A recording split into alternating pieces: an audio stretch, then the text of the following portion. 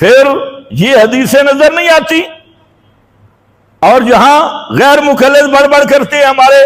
दोस्त जी, 52 मकाम पे हजरत फारूक आजम ने कुरान हदीस के खिलाफ किया, तुम्हें शर्म नहीं आती ये बात करते हुए?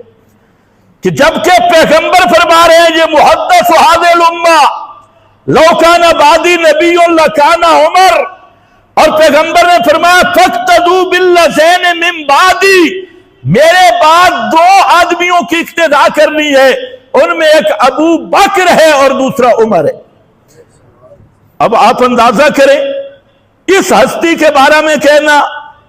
कि इन्हें तलाक का मसला नहीं आता था, तरावी का मसला नहीं आता था, फलानी जगह पे उमर ने गलती की माअज़ल्लाह, फलाना मसला कुरान हदीस के खिलाफ किया, तो ऐसा फिरका जो फारूक आजम रजी अल्लाह तआला अन्हु को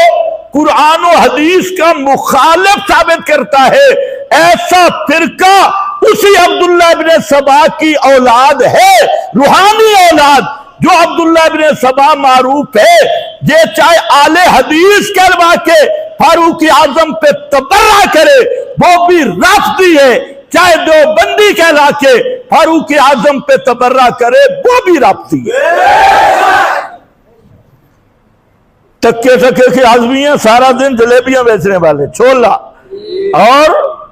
समोसे बेचने वाला, और क्या कहते हैं, उमर को ना कुरान समझ आया ना हदीस समझ आए, और इस गैर मुकल्लद को समझ आ गया। सुनो, इन्नल्लाह जअलल हक़्क़ अला लिसाने उमर, अल्लाह ने हक को लिसाने उमर, जुबान उमर पे जारी कर दिया, बक़ल्बिही, और इसके दिल पे जारी कर दिया। ये पैगंबर करीम का फरमान है